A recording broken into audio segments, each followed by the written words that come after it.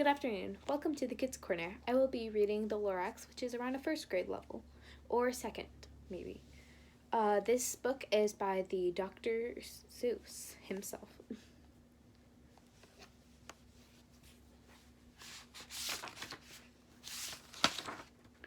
At the far end of town where the grickle grass grows, and the wind smells slow and sour when it blows, no birds ever sing except old crows. This is the street of the lifted Lorax.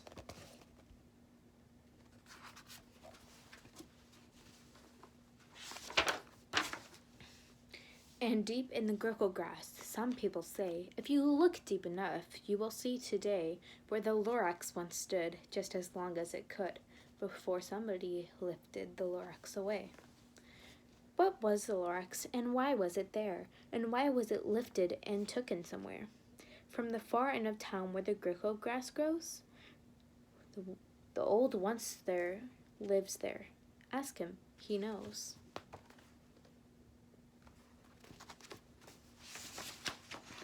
You won't see this onceler. Don't knock at his door.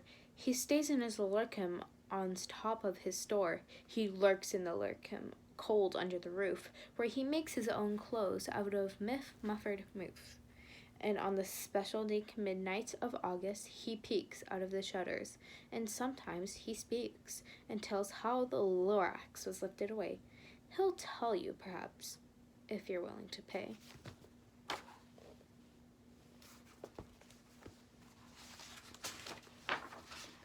On the end of the rope, he lets down a tin pail, and you have to toss it in 50 cents and a nail, and the shell of a great grandfather snail.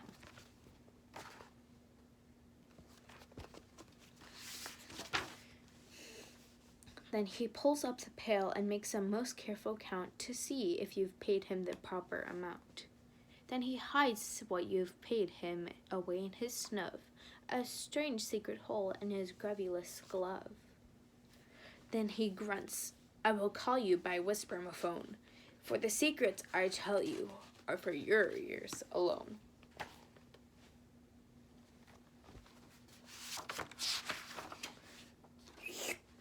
Down slops the whisper-mophone into your ear. The old onceler's whispers are not very clear. Since they have come down through a snurgly hose, he sounds as if he had smallish bees up his nose. Now I'll tell you, he says, with his teeth sounding gray, how the Lorax got lifted and taken away. It all started such a long time back.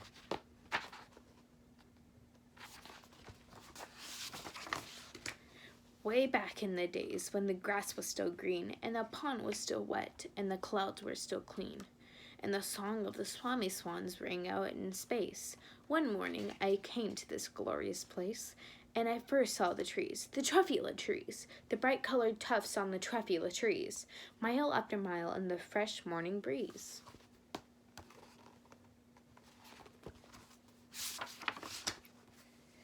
And under the trees I saw brown bear barbaloots frisking about in their barbalot suits as they played in the shade and ate truffula fruits. From the rippleless pond came the comfortable sound of the humming fish humming while splashing around.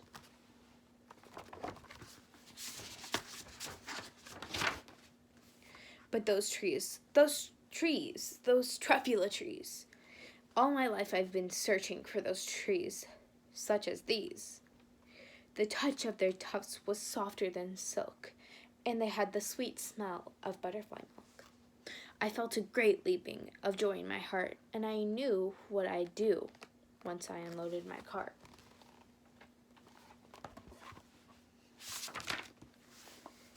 In no time at all, I had built a small shop, then chopped down a truffula tree with only one chop. And with the great skillful silk and the great speedy speed, I took the soft tuft and kneaded a thneed.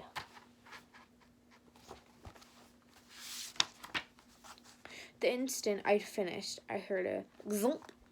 I looked and saw something pop out of the stump. of the tree I chopped down was a sort of man. Describe him? That's hard. I don't know if I can. He was shortish and oldish, and brownish and mossy. He spoke with a voice that was sharpish and bossy.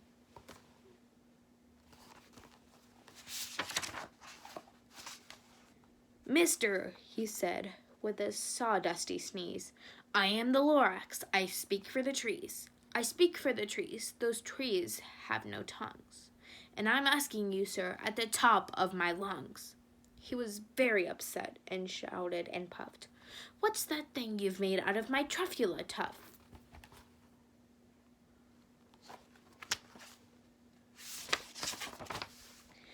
"Look, Lorax," I said. "There's no cause of harm. I just chopped down one tree. I'm doing no harm. I'm being quite useful. This thing is a thneed. A thneed is a fine something all people need.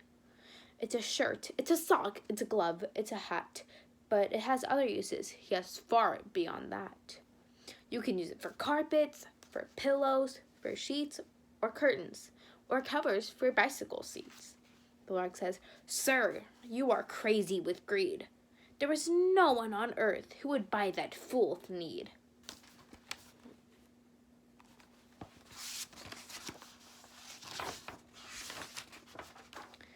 But the very next minute, I proved him wrong.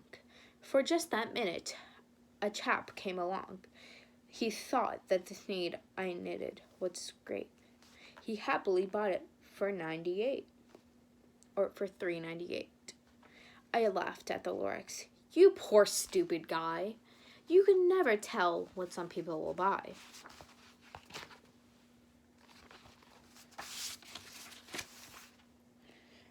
"I repeat," cried the Lorax, "I speak for the trees." "I'm busy," I told him. "Shut up, if you please." I rushed across the room in no time at all, built a radio phone in a quick call.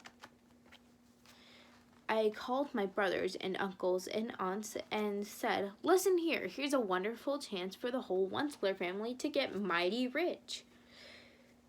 Get over here fast, take the road north niche, turn left at Weehawken and sharp right at South Stitch."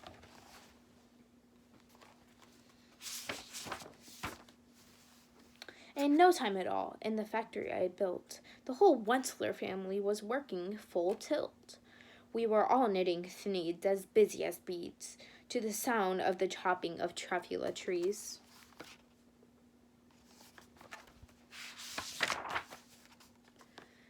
Then, oh, baby, oh, how did my business grow?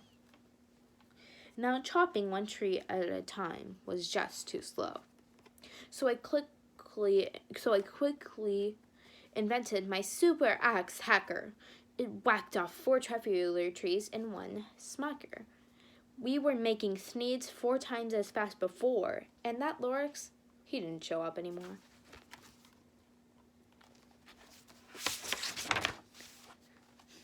But the next week, he knocked on my new office door. He snapped, "I'm the Lorax who speaks for the trees, which you also seem to be chopping as fast as you please. But I am also in charge of the brown barbaloots, who played in the shade in their barbaloot suits. They happily lived eating truffula fruits. Now, thanks to you hacking the trees off the ground, there's not enough truffula fruit to go around. And my poor barbaloots are getting their crummies because they have gas and no food in their tummies."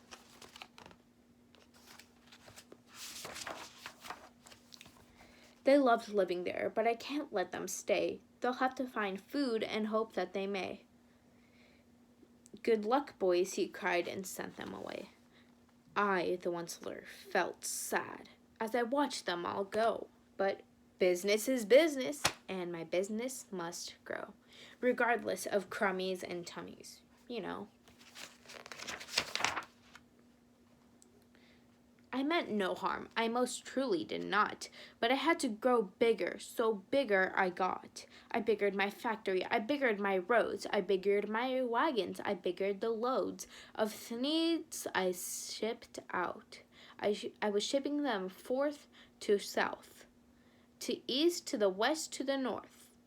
I went right on bickering and selling worth needs, and bickering my money, which everyone needs.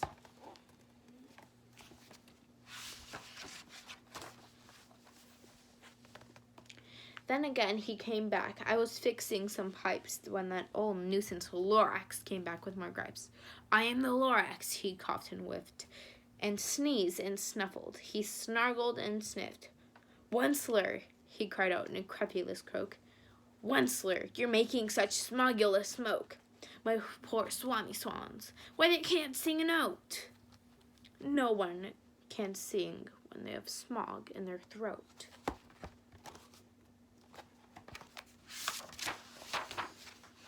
And so, said the Lorax, please pardon my cough. They cannot live here, so I'm sending them off.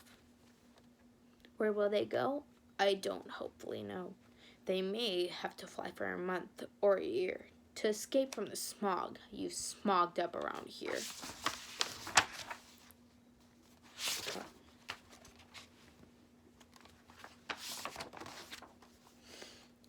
What's more, snapped the Lorax, his dander was up.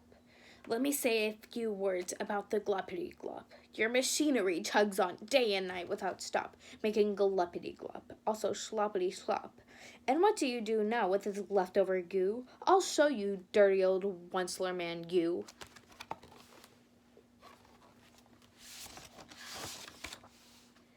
You're glumping the pond where the humming fish hummed. No more can they hum, for their gills are all gummed. So I'm sending them off. Oh, their future is dreary. They'll walk on their fins and get woefully weary in search for some water that isn't so smeary.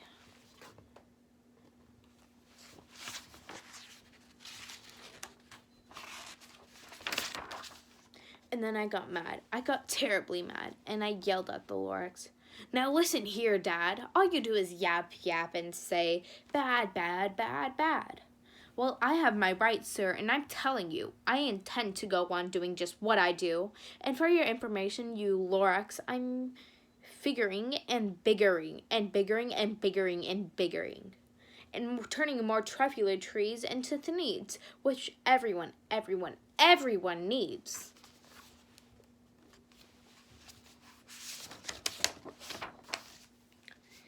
At the very moment when we heard a loud whack, from outside the fields came a sickening smack, one or of an axe on a tree.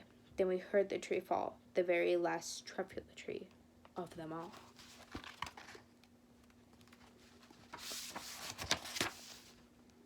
No more trees, no more needs, no more work to be done. So, in no time, my uncles and aunts and everyone all waved me goodbye. They jumped into my cars and drove away under the smoke-smugged stars.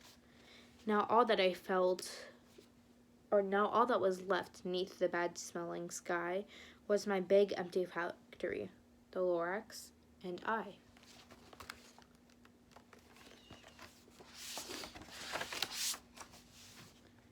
The Lorax said nothing, just gave me a glance, and just made me very sad. He gave me a sad backwards glance as he lifted himself by the seat of his pants, and I'll never forget the grim look on his face when he hoisted himself and took leave of this place through a hole in the smog without leaving a trace.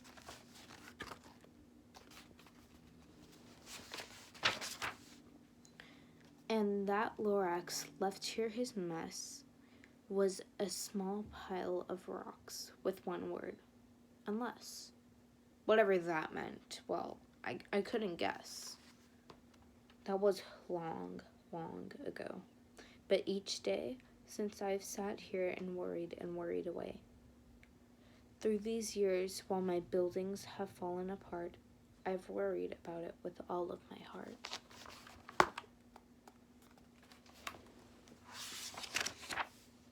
But now, says the Onceler, now that you're here, the word of the Lorax seems perfectly clear. Unless someone like you cares a whole awful lot, nothing is going to get better. It's not.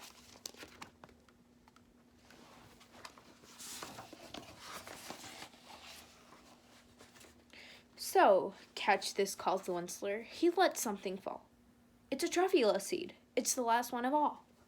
You're in charge of the last truffula seeds, and the truffula trees are what everyone needs. Plant a new truffula, treat it with care, give it clean water, and feed it fresh air. Grow a forest, protect it from axes that hack. Then the Lorax and all of his friends may come back.